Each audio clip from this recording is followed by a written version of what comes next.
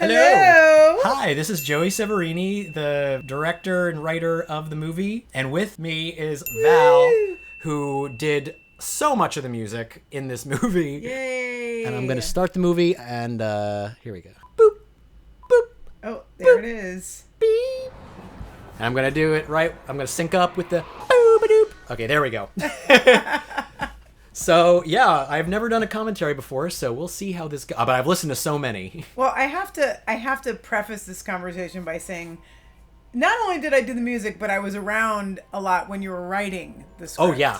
Yeah, you're credited as additional writing because this movie was significantly different. When I was like, ooh, their car breaks down. And she's like, yeah, but what if I had a car? Her life experiences are so much better than I could have come up with. So she was like, yeah, one time our car fell in a ditch. And I'm like, ooh. Well, I think it's also noteworthy to say that you came to me with this script that you had been working on since high school. Yes.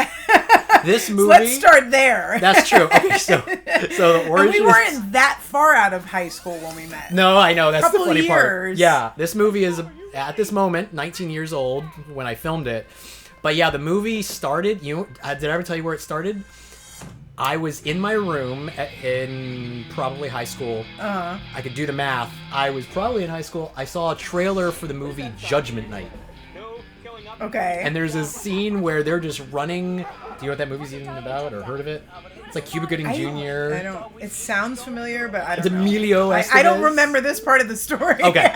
So anyways, I'll have to show you the trailer. It's just them lost in this town, and Dennis Leary's in it for some reason, and he's like the bad guy, smoking, probably. Yes, he probably has a moment where he goes like, you know what bugs me, and so yeah, there's in the trailer they're just like running, and for some reason I was like, yeah, these kids are running, yeah, and I had this, I backtracked from there. And I just started adding to it and having ideas, and it wasn't necessarily a movie. I think it was a trilogy. Yes, you were gonna do a trilogy. I remember that when you originally told me. Yeah. When it spiraled into like, and I'm doing this and this and this and this with it afterwards. Yes. So yeah, it became a trilogy, and then it backtracked into just being a single film. Oh, edited by that blip. Do you know what that is? What? You don't even notice it. I tried to make something that applies to, like special effects, and then there's a special effect. So for editing, I edited in one frame from, there you are. Yeah! Yay! I added in one frame from The Young Ones. Uh-huh. You know that show? Rick Mayall? Mm-mm. It's a super cool old punky show, and they were known for putting little freeze frames of stuff. Okay. So anyways, this movie stemmed from like just some like little ideas and got added in and just got built up, and then I pitched it to Val in a Denny's. Probably at a Denny's, yeah. No, we used to actually, it started because we used to hang out after work at your apartment. You'd be like, and we'd pull all-nighters, like looking at scripts and stuff, and then going to Denny's and then going to Denny's, and I'd be like, Val, I don't want to do it in Denny's because people will steal ideas, and nobody's listening to you. Nobody cares. Nobody cares. And then, sure enough, one time we're like talking about one, and then somebody turns around and goes, "Now Melinda, what's blah blah blah blah blah? Who is this Flavio guy?" I'm like, "What?" And Joey just like melted in his seat. Yeah, I kind of sort of died a little. Shrunk into the linoleum, like pain. Into my pancakes, into my moons over my hammy. So this is the movie. It's already started. There's so many little things you could mention, but this is like your goggles on top of, weren't those yours? Yeah, that's my car. And my your Saturn. Car. That's my car. That used to have a Terrence That's and a Panda on the top right. You used to have a Terrence and Phillip thing on the, the rearview mirror, I remember. I did. When I would drive, that's what I would mirror, have that. Right? Yeah. Or in the front of the car or something? No, it was on the rearview mirror, yeah. Okay. It got all faded. We used to hang out there. We did, yeah. That's a cool little place. They used to have, like, open mics and stuff. And... They did. Yeah, I went there, and they were super cool with doing it, with letting us film there. I think they've kind of changed the names. I think it's Austin's Coffee now or something. I think it's like some bougie, like... Oh, is it? I don't know. I haven't been back. Because I looked it up. I added El Barto. Did you see that? I added fake graffiti. That's Flavio. He originally had a bigger part, but then I kind of cut out some of the stuff. It didn't age well in the last act of the film. So he has like a whole. Wasn't he inspired off of somebody that? Yes, I think so. Well, you should tell that story. Is it when we? Oh, so you don't know any of this. So we met at an Olive Garden in Winter Park, Florida, which is where a lot of the film was filmed, actually. And this has been Winter Park, and did you know that? Or you remember that? Yes. Yeah, yes, I remember. Close to where my one apartment was. Yes. And your midget apartment. It was so tiny. It was like, and I have to go outside to change your mind. Remember my my kitchen, which was like a closet. Yes. I put a curtain up because I'm like, oh, I'm in the kitchen. He had this little bathtub. Oh, that's right, a little claw bathtub. It was cute. A little Wish tiny I kept fridge. that longer. It was mini fridge, everything mini. It was just a little compact, little pocket-sized apartment. Little pocket-sized apartment. But yeah, me and Val met in Olive Garden in Winter Park, not far from Austin Coffee, and became instant friends. We took a trip, like, within a couple months, we traveled to New York together, like, as you do. You meet somebody and go, we kidnapped you and took you to New York. Yeah, a little kidnapping. And, me and Lindsay. I don't remember how long into it I was talking about this film. Probably a little bit into me knowing you that I started talking about this idea. But yeah, I forgot what I was getting at with that. But yeah, Olive Garden was near there, I guess. And there's Joey. Oh, Flavio, that's what it was. Oh, Flavio, yes. So there was Edison. He's like, swish, swish. And we were just like, this is hilarious. And he used to play songs in the back of his... He'd go out during lunch. That was real, right? That was one of the things. He had a guitar in his car. Oh, that's right, he did. And he would, like, roll up the windows in his car and, like, have a whole concert by himself in the parking lot. And then he'd just come in and he would bust tables. It's funny because, like, I kind of forget what things I memorize, I fantasized about, like, oh, that'd be funny if, and what things actually happened. Only in Florida, kids. Only in Florida. It's truly a Florida thing, yeah. Oh, so Florida. So this movie is dripping with Florida. Yes. It was almost all filmed in Florida. Anything that was not was something, a B-roll, a later B-roll thing. But, so, that's me as Skeptic. And actually, well, we have to talk about Skeptic in a minute, because he was also based off of somebody we knew from the Olive Garden. That's right. Brett? Or Brent? Brett. Brent was the manager. But, remember, you weren't originally going to play him. So, what was it that made you decide that you were going to insert yourself in the movie? Because you did not want to be in the movie. I did not want to be in the movie. So, I did not fancy myself an actor. But, honestly, the reason why is because it's a trilogy, and I knew he's in all three movies. He's kind of the connecting force between all three movies. It was a movie called Popular, where he's a tertiary character. And then it was TONiGHT, which is right in the middle of the trilogy. It's one night linking the three movies. And he's a secondary character. And then in the third film, he's the title character. It's Skeptic. And I was like, I can't guarantee these people will definitely come back. So I was like, but I'm here. I'm making the movie, so I'll definitely be there. And I can count on me. I can count on me, probably. So that's honestly the only reason why. Rocco, Anthony Carboni, I remember he sent me a video. Like, I had kind of made up my mind at that point.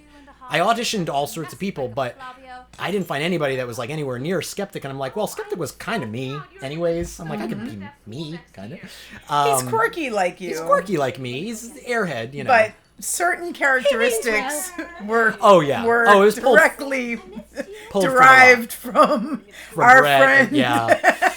Oh, so many things. Well, the stuff I couldn't fit in here, it would have gone in the other one, like how he eats everything in his car. Like he shaves and eats cereal and while he's driving. But yeah, so Anthony Carboni sent me a video of him and a friend of his like being Skeptic, and I was like, he seems like it just didn't have the vibe of Skeptic, who's like very playful, supposed to be more playful or whatever. And I was like, I think I have to do it, and that was kind of how that ended up happening. And I'm still not I still could recast, I think. Well, I mean, like, I think you really did a good job of, like, your resources at the time, like, putting this together. For a no-budget film, yeah, that... I didn't have to pay myself, so that saved some money for sure. That also is a driving factor, you know. Right. And for what you had, you know, you really, like, it wasn't like today when you filmed this movie. Yes. You had a lot less to work with. You didn't have the digital media. You didn't have, like, I don't even know if MySpace was around. It wasn't, no. Like, I don't when think you were so. first filming this, so there was just so much less to work with back then. Yeah. know? By the way, I want to point out, so there's a worker in the store. It was originally written as 2 people, and because we couldn't get a second person, we're like, he'll say both lines. And then I cut his stuff down anyways, but yeah, no, it was, if I did this today, I always say I would do this for $100 on an iPhone. Yeah. But for back then, this was what I could do with my equipment. And while it's hard to watch some of the stuff, I'm like, why'd I do this or why'd I do that? I'm like, it's just a time capsule. Yeah. You know, this was She was really funny, by the way. She was. Did you audition her or did Well, this is my good friend She was Sarah, funny. who Yeah. is the Honchos. She's Sarah in Honchos. You did that here in New York? This I actually filmed. Her part I filmed 12 years after his part. Oh, that's interesting. And I made a shirt last minute, and she kept the shirt, I believe. It said, I'd rather enjoy AM. But I was like, I need a mom, can you do it? She's like, oh yeah, totally, let's do it. But yeah, that's 12 year apart, at least, talking to each other. His part was done so long ago, and I changed a bunch of stuff after the fact. This is Rory's drawings. Oh, yeah, I can Rory tell. animated that for me. He's awesome. That's definitely his style. Yeah, from Honchos. Yeah, and he was like, I do more. I'm like, no, it's good, it's good, it's good. Otherwise, It's I would really good. If I could have my way, he would animate the whole thing just based on the audio. Yeah, you could have done that like throughout the whole movie. That's really I know. cool. Yeah. Oh, that's It's great. Yeah, I was like, just go crazy with it. So. No, I love that. And I actually specifically remembered the conversation about Melinda that we had because we were like, what could make a person unlikable? Yeah. I remember us talking about that. Yeah. When we were getting ideas. I don't remember that. And I was like, what if totally we made her this person who always needs attention? Oh, like, so good. And I thought of, from my own acting background. Oh, cool. There's so many, like, actors that are just so freaking annoying. Yeah. You know, I don't know if I mentioned this or not. So I wrote a big budget version of this too, like a remake, big budget, and it goes way crazier. But with that character, with the Melinda character, I totally got to use that stuff we had talked about. Remember about the beautiful people? Yeah. Every time you see her, she's such a burden. And I made her where she's not only such a burden, and she always has that theme song of like, dun-dun-dun-dun, dun-dun-dun-dun. But every time you see her, which started from somebody who came into my apartment. Is that what I remember? Yes, remember when all those like those drunken pot smokers used to come into my apartment when I lived in Orlando? Yeah, Orlando. And you said that about one of them. You're like, one of them walks like the beautiful people. I kind of forgot about that. I remember so the beautiful people. They were so drunk. I know. Well, that was the thing. So me and Val would hang out all the time. Yeah. And we would come back from either work or go into Denny's or whatever. Or 7-Eleven. Or whatever. But we would come back, and Val's roommates would always have like, we're just getting done with like this weird drunken pot party or whatever. And it was like this Living Dead. You'd walk in and all those guys would come out just like, hey man, like slowly coming at you. Somebody like would always be crawling out of the bedroom. Crawling. Clogged your toilet, dude, or whatever. And there's a line. Yeah. There's a great line later. Actually happened. I remember that. Remember after the Lindsay trip? So. Looks like you need a plumber. It was a great time. It was a great time. Oh my god! But yeah, so there were like huge, like, remember the cigarette and pot stains in the carpets? Those brand new carpets got just demolished. Did you get your deposit back? Or oh no! Okay. Oh no! I think have you ever gotten your that place deposit is back? I mean, a hazard zone now. I think it's been tented. It's been. They had an exorcist come in too. were some funny times, though. You for disintegrate sure. when you open the door. Oh yeah, it was a weird. I remember that apartment vividly, though. It was like. Do you remember throwing the Christmas tree over the balcony? Was I there? to try to get rid of it. I don't remember if I was actually there or not for it, because I think I would have filmed it. I think you did film it. Did I film it? Well, okay. it was on film at one point. It was on film. We had like a little Christmas music in the background. Because you start with the it was teddy like bear. it was like do do do do do do Oh, do. oh, You just see the tree. Before I going forget, over though, here's like the best part of the whole movie. You peeing? Annie, me peeing. No, but these were real things I saw. I remade these, but that's Annie saying poop poop. Speed it up, pal. My kid's gotta poop. That's me doing my wise guy voice. Whoa. Okay. Get him up. Get him up. Yeah, oh yeah, because when we were puke duty. We used to be in a band. And I got to do the voice for something, and we always kind of use that voice for stuff. So that'd be like for the dishwasher with no name, right? Yeah. Oh yeah, it was on that. Oh no. What did he say? He's like, baby puked in the bathroom. Get him up. Oh right, because he's got a dishwasher. So it's like the manager comes by, he's like, hey, some kid puked in the get him up. And I'm like, I can bring this guy back.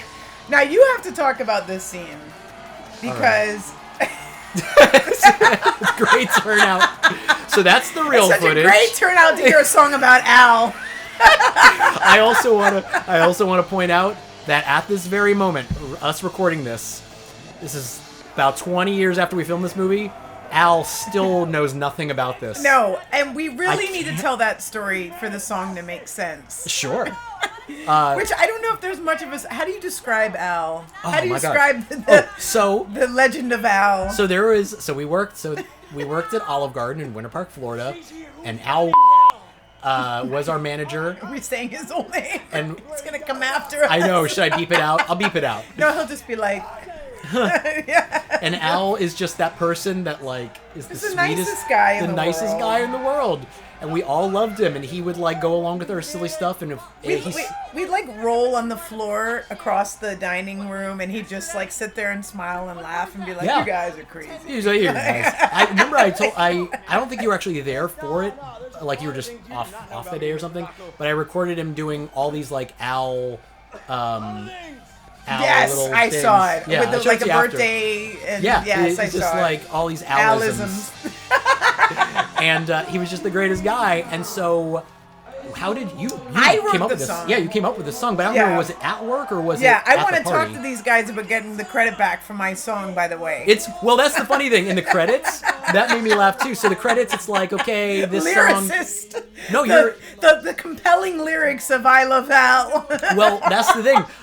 If you look at the credits are like, this Fat Timmy. This is Fat Timmy, by the way. That's my friend I love Gus. this part. Oh, that was supposed and to be. There's a picture that used to be in my apartment. It used to be a huge picture of Al. So this band, oh my God, there's so many things missing already. I know.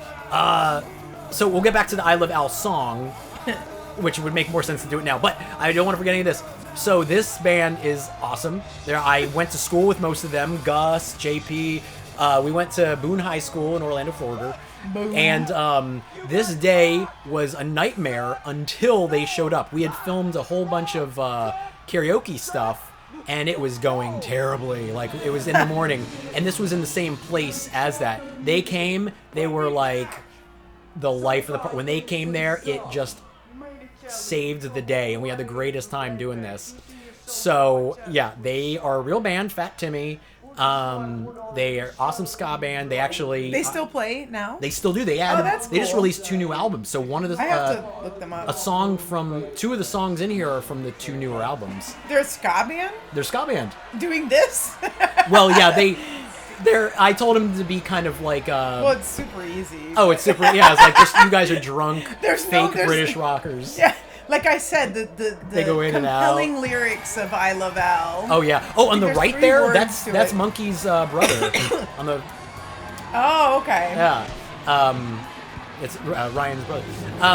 But yeah, we had a terrible day. They came there. They were just like full of energy and just made like that concert thing, whatever, was what saved the film while we were filming it. Because that was a couple days in, and they pulled up and just did their thing, and we were just like, oh my god, okay, this is something. This is gonna actually be. They seem like really fun guys. Yeah, I think I would have really liked to hang out with them. They went for it. It was great. But the funny thing is about that song was like. Oh, so here's your song. Here's one of your songs. Oh, Lasketeers. Here's a Lasketeer. Right here. To the diner, baby. Yeah, the funny thing about that song was that yeah, now I think we were like singing that, and like I've never been a good guitar player. Like, I think I know 3 chords, which is why I'm in a punk band. But we were sitting on my couch or something, and I probably was drunk or something. Like, it was early we were in into our early knowing. 20s. Yeah, you had just kind of learned guitar around that, or you were like newer I to was. guitar at that time. I was literally like, I mean, I never took a lesson. I was just playing around or whatever, and. I don't know, we started talking about Al, I think, and I'm like, and I just made up a song, I Love Al, and there's really no words to it. And the thing is, the original song is I you Love Al? Do you? Like, it was a very Al. Me gusta Al. It was a very slow song. Yeah. So, so she did it, and then we do have it. I do have footage of you singing it at a party at that one. And we thought it was hilarious. We thought it was hilarious, and he still didn't know about it. There was like no words to it. No, he didn't know. We were like secretly obsessed and making posters and writing songs about it. And then as the evolution of it's going on, then it's like, okay, hey, let's put it in this movie. That's like this band's main song. This is their big hit. Their big hit is I Love Al. So, going back, the credits, it's like, okay, this song by Lasketeers, this song by Fat Timmy, this song by Half Past Two, and then, and it's like, a couple credits. Then it gets to I Love Al, there's like 20 credits. There's your credit, there's their credit, because they did do a different take on it. Oh, yeah, they did. No, I was joking about that. So, like, but I want the rights to that song.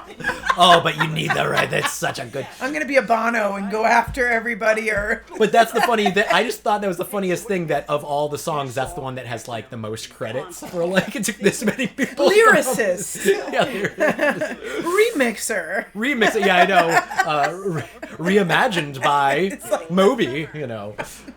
Quincy Jones produced. So I don't know if this reads or not, but to me this is funny that he's basically stalking her whenever you cut to him. Yeah, if you look back on it, it's like it is a little stalker-ish. It is. And that's a Steak and Shake, right? That's a Steak and Shake. We got their permission that day, like from like the waitress, just like. And they let you bring the camera. They let me bring in like the camera, but we did it so as quick as we could because we really could. And then we didn't get their permission for the right outside at the parking lot. They just it's Florida. Who cares? Right. Nobody cares. Yeah, nobody cares. I feel like Florida was a lot better about that stuff than New York. Yeah. Because New York, like when we were filming our project that we did, Life After Mandels, we were in a building for literally 30 seconds and kicked out. Yeah. Well, they're so used to dealing with that. As soon as we got the record button on, sorry. That's fine. As soon as we got the record button turned on, the security was on its way, like kicking us out. It's so annoying. And then on the flip side, remember I did the thing for Evil Dictator School, a sketch video with Jason. And we got the exact opposite where it was like we were having him. He's supposed to be like bustering on the subway. Yeah, that's my favorite one of your videos. I do like that video, but it's like one. It's like hard times for Jason Voorhees. I'm all out of faith. I'm all out. This is how I feel. That song made it perfect. Oh, I'm so glad you said that. Because there was somebody who's like, a friend of mine who was like, I don't know if that song's going to work, man. And I'm like, oh, no, it's perfect. And he was like, he wanted it. It was hilarious. I don't know. Gets me second guessing it. But yeah, so I was like, oh yeah, let's just have him performing, and they're thinking we'd get kicked off and it'd be funny or whatever. And on the opposite, nobody cared at all. He was like playing, which worked for the video, but like at the time, it was not what I expected. I was like, okay, so they're so used to like this. The subways, well, the subway's different. But if you go in any building in New York compared to Florida's like kick you out of regularly. But yeah, Florida, they're like, oh, you want attention? You need to use your gun too. You can do that. My gosh. Yeah, I couldn't imagine. I haven't been back to Florida in like 10 years at this point. Oh, so here is a Fat Timmy song. Awesome. Called "Do the Sky." I had to change it. I gotta get them on Spotify. Yeah, they're great. They're super cool, and they're doing like the same thing as us. It's all DIY and like. That's awesome. And those flames, by the way, on your car, you put those on there, right? I put those on there way before. They were not there before. Oh yeah, that was. I don't remember them being there. Oh, you don't remember them being? That you had those there before? I mean, I don't remember what year I got it, but I had gotten. I just had a weird car. Maybe I just don't remember. Yeah. I had a bunch of weird stuff in there.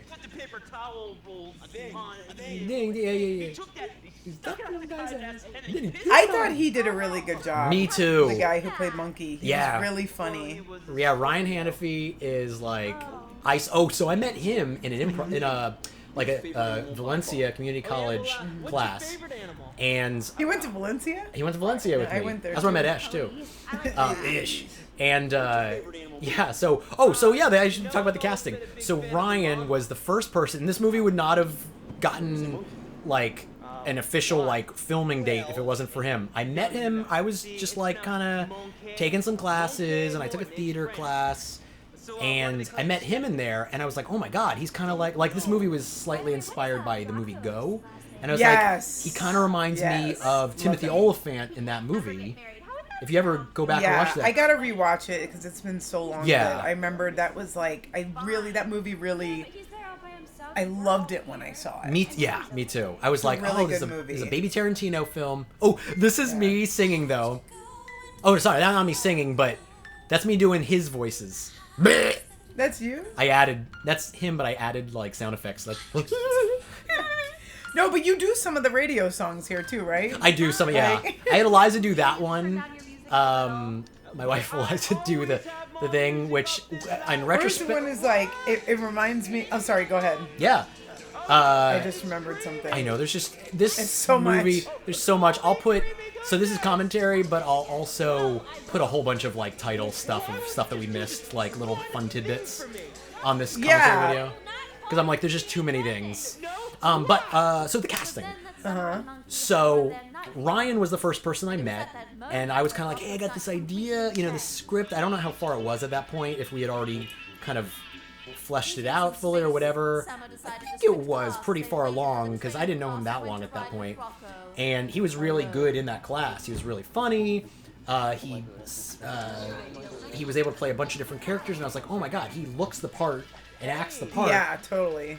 And he was like, when I saw this, I was like, oh, you nailed it with the casting. Oh, like, cool. You really did a good job. Like, everyone, when we were looking at the script, the way that it comes to life on screen is like exactly what I pictured. Awesome. Like, yeah, because I had drawn, I had kind of my ideas of it, and I didn't know exactly here, the Rocco was a little different looking, and the Summer was pretty close to how she looks.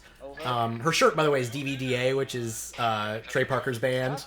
Oh yeah, by the way. Yeah, Val just got a Terrence and Phillip. Cheers, buddy. Yeah. That's my Canada souvenir. That's so cool. I gotta take pictures of that. This is my first time seeing it. And my Slimer too. Oh, Slimer, Slimer, I see. So yeah, I'll make it as quick as possible. I met Ryan first, and then my recollection was that he was like, oh, well, if we got to make this, man. He was really gung-ho about it. Like, let's do it. He was really, doer. And he was like, you got to meet my friend Esh, and Esh will help you make it. I was like, all right, cool. Esh was a teacher or something there. Not one of my teachers, but he was working on Valencia's campus. And then it kind of stemmed off from there. He knew Anthony Carboni, who plays Rocco. Oh, wow. And you literally got everybody in the same circle. Yeah. That's cool. And we originally had a different Melinda. I wrote it for a whole different person that we worked with. Insert name here. I forget her name in this movie. This second. For Melinda? For Melinda. It was somebody we worked with. Happy Helper. Happy Helper? Yeah, I gotta look her name up. Oh no. But I'll fix that in post. But yeah, so we had for Melinda, and then something happened where she couldn't do it. So then that is Ryan's girlfriend. Melinda is Ryan's girlfriend in real life. Now married. Which now is really interesting. 2 kids. Wow. And then we had around that time we had I think the auditions were for everybody except Monkey. Because he was already in. Yeah, Monkey was the only one we actually had. You couldn't find a better one than this guy. Oh, yeah. He did a really good job. Yeah, I could not imagine. Even in writing the big budget, I'm like, I can't imagine anybody but him, though. It's going to be weird, you know. But yeah, he was the only person. So he would read against people and stuff. And we auditioned, but we just did not find anybody, except for Summer. Summer was from the open audition. Tiffany Urbano playing Summer. She did this, like... thing where she's like her audition was like with a schizophrenic person. She was like, but this is a problem. She was like all over the place, and I was like, well, that's supposed to be it. She was like super lovable, but like you didn't know what to expect, and it really just, I don't know. I was like, oh, it's great. And we did. You kind of see that here too in the way that her character is. You kind of see her being like that in the movie. She's supposed to be like, I don't know, like you gotta, a little off, but he's a little off. He's stalking her, you know, like she's got to be okay with that, you know. Right. And so she was great. She would not cut her hair, understandably. I was like, will you cut your hair? So she's wearing a wig. I was going to say, isn't she wearing a wig? I remember you telling me that. Yeah. I was such an idiot back then. I was just like, so you're going to cut your hair and dye it black, right? No. Because really, she has like blonde hair, right? Yeah, she has like long blonde hair, and and so she did amazing. She's the only one wearing a wig. Me and Ryan dyed our hair. I can't remember if Melinda originally had, if Sarah dyed her hair or not for it, or if she already had red hair. It's Moonlight Initiative, everybody. Oh, it is. Yes, the song. I was gonna say the place. Be your loving man. Yeah, so great. They let me use their music too. I'm going to see them tomorrow, actually. Oh, really? Like yes. Performing or just hanging out? Yes. I've yet to see them live. Yeah, they're really fun live. I watched their stuff online. Little plug for Moonlight. Oh yeah, please. Yeah. Like that's what this is all about. It's supposed to be like super. Like this cost me $5,000, which is like, oh my gosh, I could not imagine trying to make this today with that budget, because obviously things are cheaper now, but like for us to rent things and whatever, like this is how we had to do it back then. So that's that's I feel like it's gotten easier though. It really has. Yeah, that's why I like think I could have done this today with like a phone, right, easily, but this is what it has to be for the time. This was Ryan's daughter's room, and weird. I think Tiffany, so that was his. I kind of remember Tiffany jumping on the bed and breaking the bed. I don't remember if that's. Broke it? I think or at least it like bopped it or something. Yeah, there's two things that happened to Ryan that I still to this day feel terrible about. That, and then whenever Flavio was driving the car back, that car that Flavio was driving is Ryan's car, and he hit something. He backed into something in my parents' driveway. Okay. It was like the worst day. That was day one. Did it break the car? I think it did something with the car? Memory of it, 20 years ago, but my memory of it was that it put a dent in the bumper. That's you. Oh, that's Bubble. Bubble. So this was a last minute addition. We had a different Ginger Val song, or we had a different Lasketeer song, but I wanted it to go longer. I wanted it to be a song that worked a little bit better for this longer version of this moment. And she had just written a song called Bubble, which was so fitting because he's always talking about this bubble. You know, like, oh, you know, my imaginary bubble. And yeah, it just made sense. So this is Eliza, my wife, doing the narration. Yeah, this was an addition. Oh my gosh, this movie was so much longer, and it didn't have to be. So I kept cutting things out. But there's still things that I remember being there.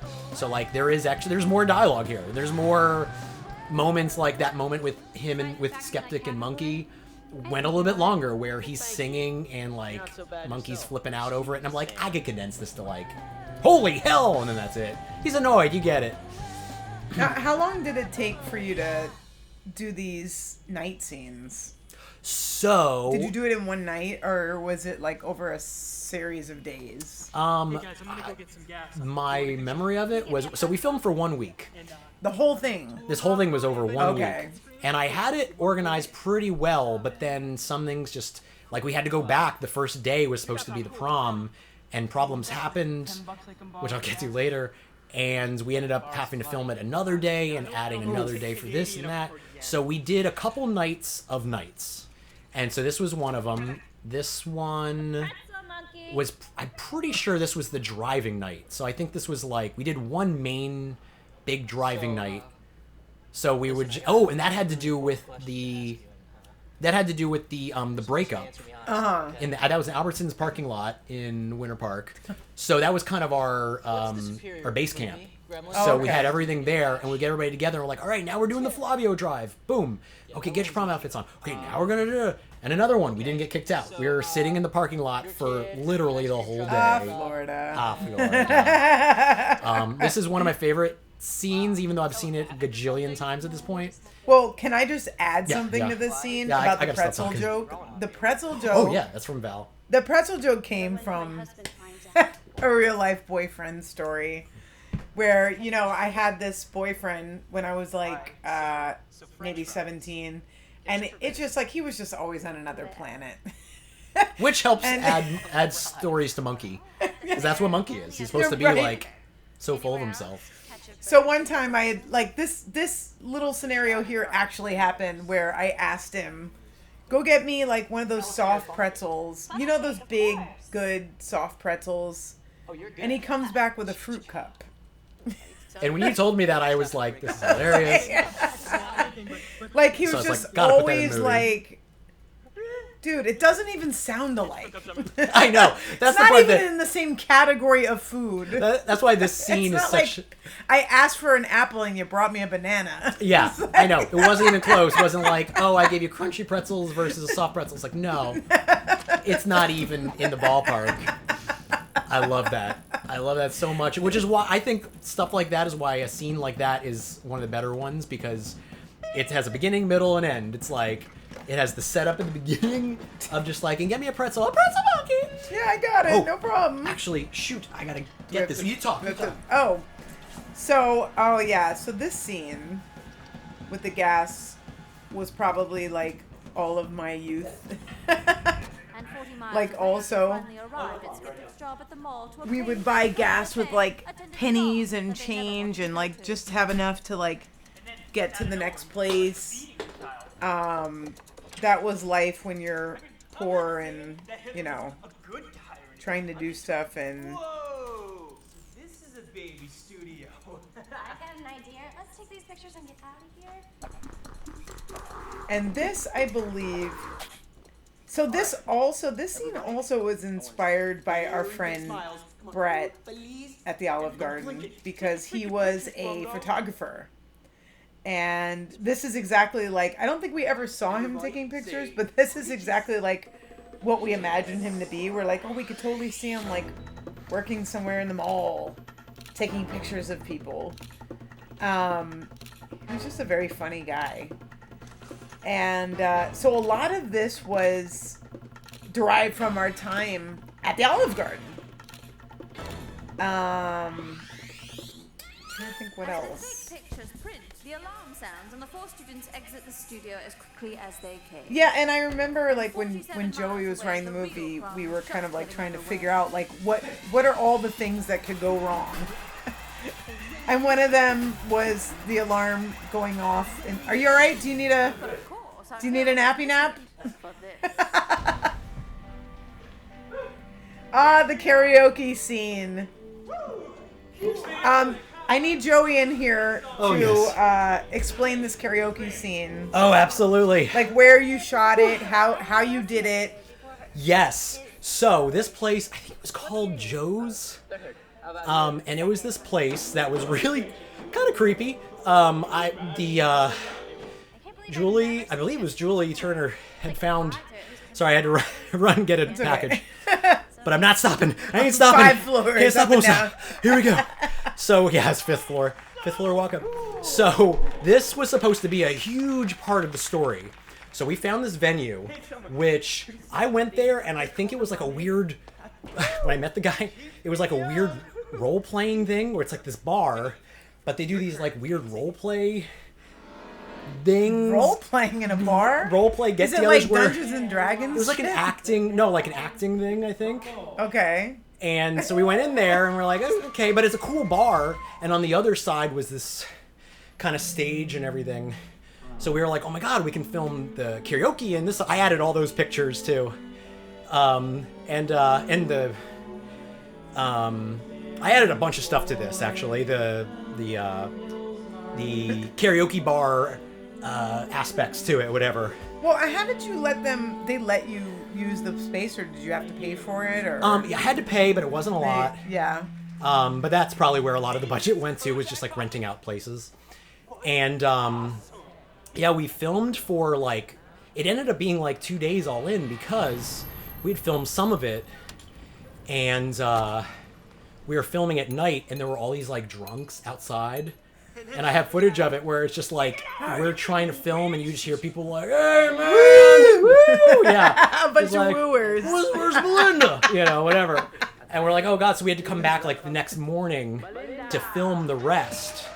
And people were not into it. And that's the morning that later in the evening is when we filmed the concert. Uh-huh. And that went great. But that's why we were just tired from it? We were all tired. It was like, didn't feel as good, you know. The energy was off. Energy was way down. And that's why the concert ended up working out well. Everybody had a good time with that. But so some of this stuff, a lot of the close-ups, if it's all of us, I'm pretty sure that was the first filming. And then I had to really act quick. We were running out of time, and we were running out of coverage of the script. So pretty much any time that it's a single shot was because I was like, oh god, okay, I gotta get all this stuff. What we did was we had everybody, instead of doing all these new setups, I had the camera kind of just like tilting, and it would go on Monkey. He would say his line, then whoever was supposed to talk next would put a thumb up, and then Esh would know to turn the camera to Rocco. Rocco would say his line, and so pretty much any time that it's a close-up, like a tight one shot, is from that second day, because we just had to get lines that we just could not get, because we couldn't do everything in a long shot. So yeah, it was a bit of a nightmare shoot for, especially this stuff sitting, like at the karaoke, actually on stage was pretty fun. Although at the time I did copyright music too.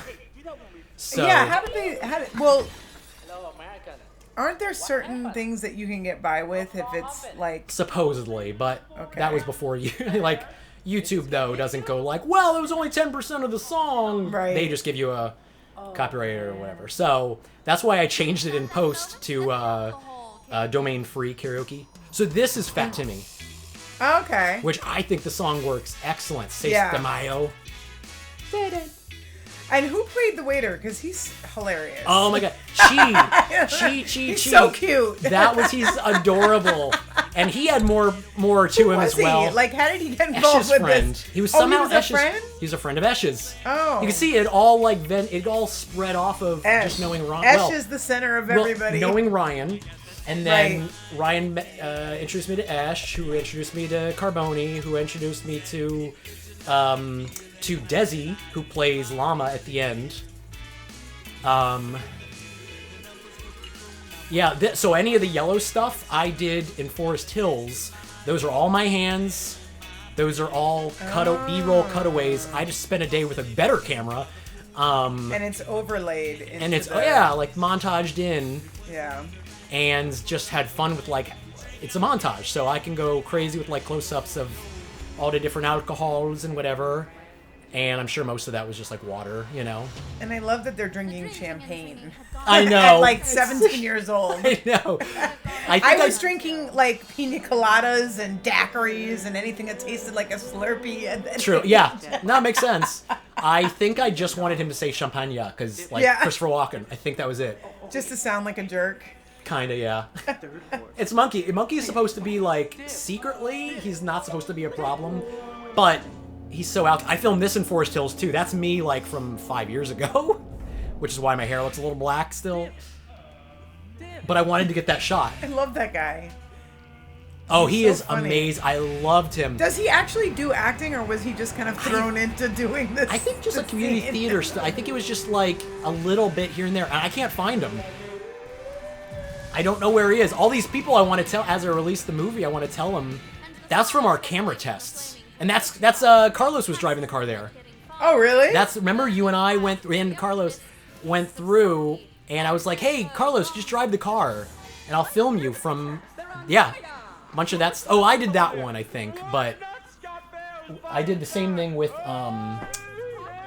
Esh. We spent a day. This was a real labor of love. It was like so many things added. So any of the B-roll stuff was like from like either a day by myself or a day with you or a day with Esh or whatever, where I'm just like, I need all these shots. I'd make a little list and be like, I need this and this and this and this. Oh, I need an exterior. I think stuff like this works pretty well when it's all the ensemble together talking. Although I definitely would have liked... Oh, by the way, the B camera is right there in the shot. Yeah, where were you putting the cameras during this? So were they taped somewhere in the car? Or me and Michael Whale built a couple of things. We built a rig for the door. So it was like this real rudimentary like wooden plank thing that went over and you screw the camera on. And then I had a fisheye wide angle, just little DV camera right there on the far right. That's what that is. That's the camera. Where? You see it in the far right? Here, I'll point it out. So I blurred it out in post. Oh, yes, we do. That's the camera. Wow. You would never see Yeah. that. I'm like, as long as you blur it out, it's good. So that's a direct rip-off to Go. There's this part in there where he's like, you were with two chicks? Or he said something like that, and I kind of wanted that moment. This was from a Me and Esh day. That's on Esh's street. That's the same street as when Melinda is, call me Roberta. It's the same car. And you would never know. You wouldn't know. Yeah, filmmaking. So it's just like, that's my parents' house. But yeah. Oh. Wow, we're actually really far into the movie already. That's good. Flies by when we're talking over it. It's excruciating when I have to watch it by myself. I'm like mouthing along painfully. It's my parents' house. Oh yeah. I wish you would have gotten much. You didn't get the inside of your. Well, we were gonna house, right? at one 'Cause point. His parents' house was so cool. As a backup, we were gonna do we were gonna use their karaoke stage. They have a little stage. And whose kiddie pool was this? That's Ryan's backyard. That's me. That's you. Yeah. So to record that audio, I was like, Val, I need this. This was just decades of me being like, hey, I need this, and I'd be like, okay, and then I get the shot, and then I went to Val one time and I was like, hey, I need you put out a call for a couple people, including you, to just like kick his ass. So I had a whole bunch of friends. Hey man, hey man, kick his ass, Seabass. She don't like it, dude. And so that was another one. I met up with Val one time and like, hey, crazy thing. I need with a recorder in the middle of Manhattan. Yeah.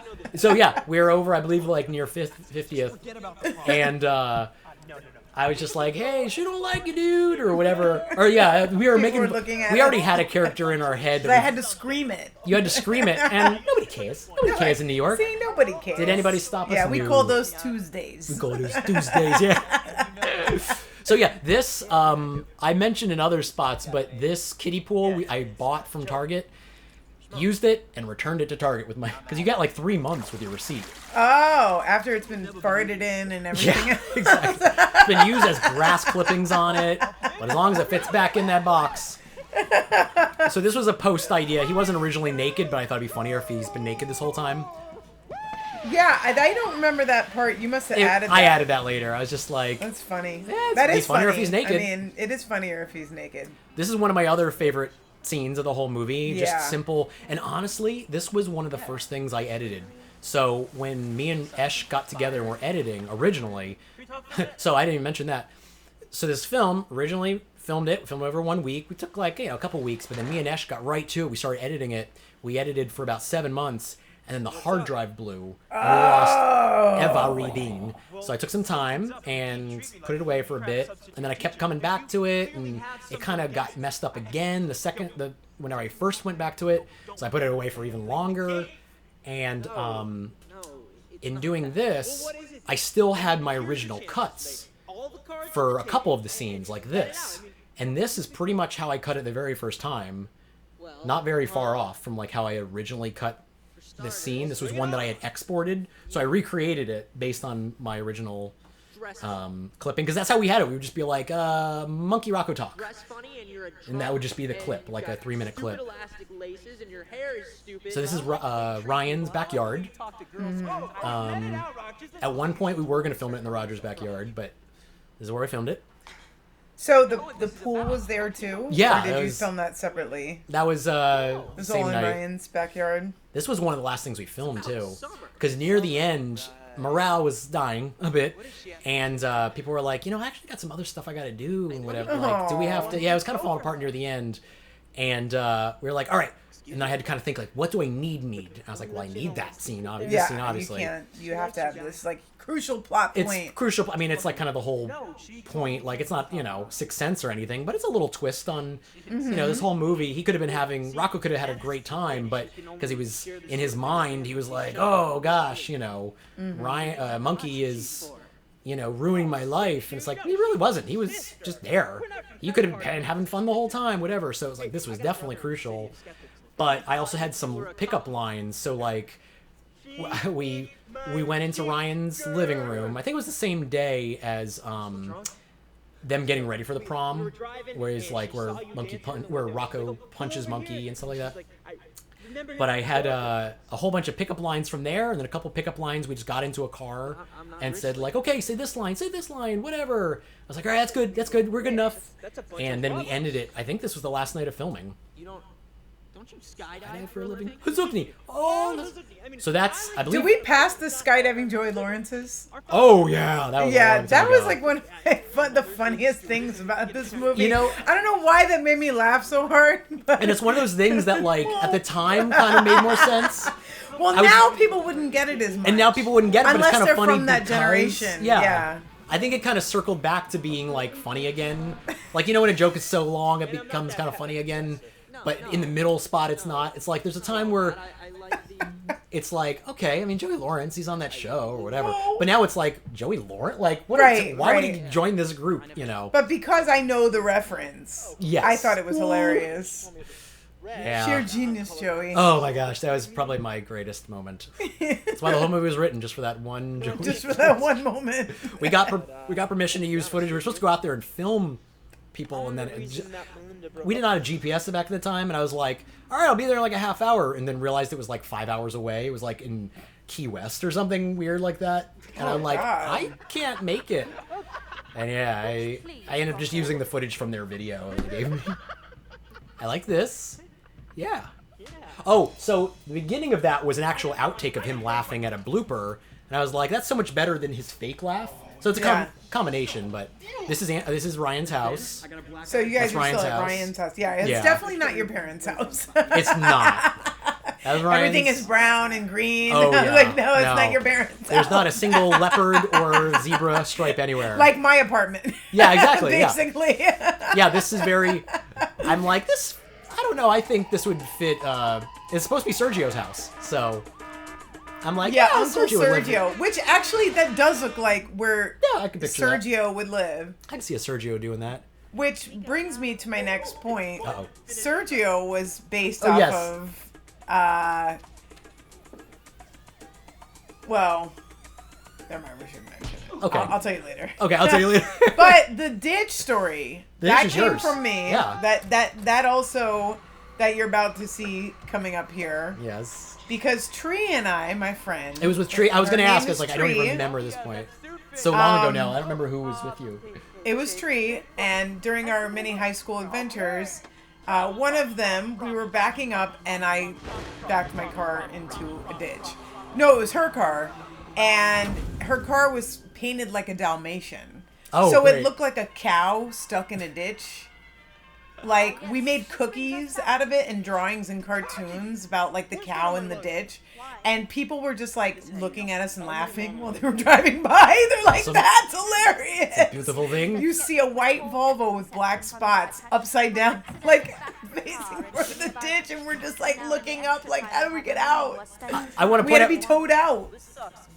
That's with a amazing. rope. I didn't even remember that part Yes, of it. no, it's this part. I remember... I told you this really happened in real life. I just remember the cow part, which is stuff I'm like, I feel like that would stand out, but in your stories, it's like, in your life stories, it's we painted that's our just kind of car par for with the house course. paint. We painted the car So it, like, with chips house off paint. and We stuff? put big giant black dots, so it looked like this cow.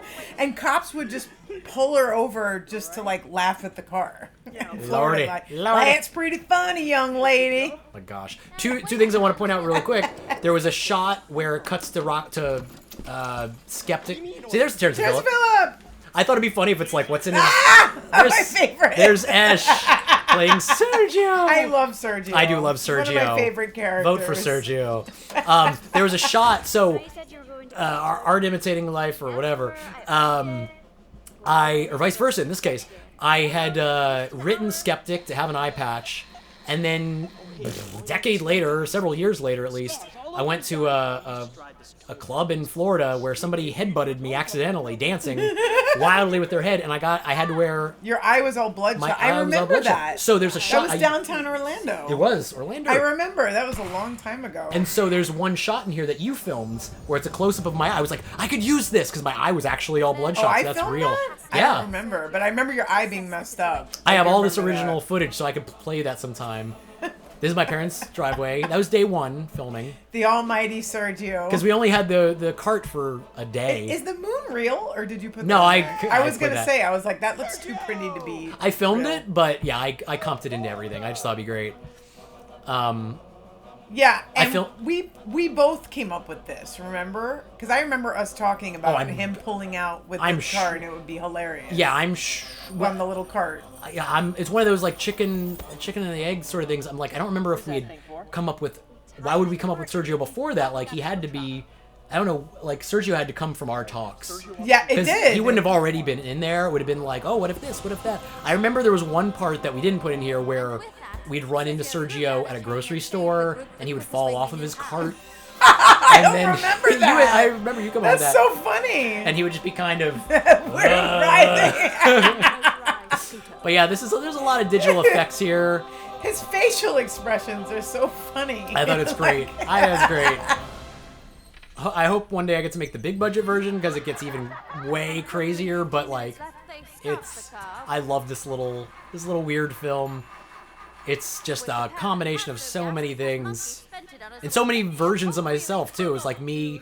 I wrote it in high school originally, and then I wrote it with you after college, and then I filmed it around college time, and then I've been editing it and playing with it and adding to it over the decades. So it's like there's so many different things, and so many things too that like I would get tired of jokes, and I'd be like, this could be funnier, so I just kept adding stuff. And this guy's really funny too. He is. I can't find him either. Where did he come from? I can't remember now. I think he was somebody's friend. I can't find him though. I tried finding him on social. He did a really good job. He did. He's very funny. He is. Oh, good. The movie's almost over. I've watched this so many times. I love the movie, but I have it memorized. So. Oh, but this is the line. This is the line.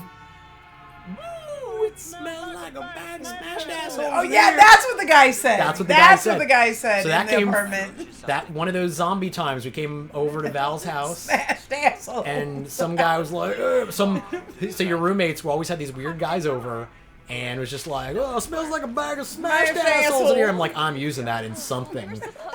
That's still like one of my favorite lines from the whole movie. I don't think people will get Ray Pruitt. Ray Pruitt there was this guy on 90210 who was like beating Tori Spelling, and his name was Ray Pruitt. And so she's like, be glad you're back seat, Ray Pruitt. Be very glad. It's so stupid that it makes me laugh because it's so stupid. You gotta dig for that one. You gotta dig? No. But I added all Joey Lawrence was a little more obvious. Yes. Yeah, I don't expect people to like really remember. 2 episodes of 90210 from the 90s. But so this is what started the whole movie, was this picture of these kids running in their prom gear. Mm-hmm. So we hijacked. This was a real event that was happening that had just ended. Yeah, we pulled in, and was it a real prom? It wasn't a prom, but it was something. Like a quinceañera, or it was. I gotta ask. I don't even remember what it was now. If I find out what it is, I'll put it in the credit in the on here somewhere. But yeah, it was like an event that was just ending, so they were like, "Yeah, come on in, just run through. I don't care." And then there's a whole different place. So we had filmed the prom, and the smoke alarm went off, set off the alarm. Oh, I remember you telling me about that. So we had to break it down immediately. So we came back. This was like one of the later days of filming, and we came back. This was like some like Water Buffalo's place. Wait a second. So this is a different venue than the first one? Than the first time of filming, but you don't see that footage. Okay. Oh, that's why did the smoke alarms go off? It was a community center. My friend, I won't say his name, but my friend was like, "Yeah, man, you could use my community center that I work in." And then we did it, and then he was like, "Oh man, we're in trouble." I'm like, "Why?" And he's like, "Because I can't turn off the fire alarm. Only the chief of..." That's Desi. Only the police chief can, and we're not supposed to be here. I didn't get permission to be here, so we had to clear out within like half hour, day 1 of filming. It's in the credits, but this was great. Are you single? I am now. I thought it was a very nice ending. Like, obviously he mentions the llama thing earlier. I thought it was a nice little payoff to all of his nonsense, and a happy ending for him. The girl, you don't really see it, but Melinda in the background, for one, she dated Ryan, so I felt so bad that it's like, okay, hey Ryan, you gotta make out with this other girl. Is that her justice of... So she gets with the guy that Desi that llama just broke up with. You can kind of see it. She's like, oh, hello. But obviously it's all about them. This is all... Yay. So when I found that song, 2:30, I'm like, it ends with the line, "Summer in your arms." How can I not use this? So I begged them. They were super cool to let me use it. Yeah, we're to the credits. Who? And that's Holly saying, "Yeah, okay." That's Sarah. Come on, am I looking at the camera or not? And there's Chi. I gotta find Chi. I don't know where Chi is. I love that guy. I love Chi. I hope he's very excited about this and that he remembers that this existed, because I'm sure he doesn't. So long ago. I just talked to These guys were great. They were great. They really were. Yeah, they were so funny. Yeah, it was... Oh, we love Al, sing along. Sing along. I had to do a sing along. The lyrical genius of We Love Al, of I Love Al. Oh my god, yes. I know, I want this to be a real song so bad. Like, record, I want a choir singing it. Like in the big budget version, I want a kids choir. Oh, I want there to be awesome. Yes. See, Anarchy, Val's in there, Herm. These are all people that did Rory, Rich, all doing like pickup lines. I was like, "Hey man, just say kick his ass." Okay. Hey, say she don't like it, or whatever you said. Yeah, all your stuff. Okay, gotta go to sleep now. Editing consultants. At the end, I did editing it, but Esh helped me with the original edit, which is lost to time. Summer's wig. Rehearsal director. I'm reading along with it. So original music. I had come up with a bunch of things. Was that the fire alarm going off? That's the fire alarm going off, yeah. So I wasn't even in the room when it happened. Was that? That's Chi. This is from the first day of filming. Oh my god. I guess it says that there, obviously, but yeah, Bubble, Cocktail Boy, Diner Nights in Riverdale, all Lasketeers.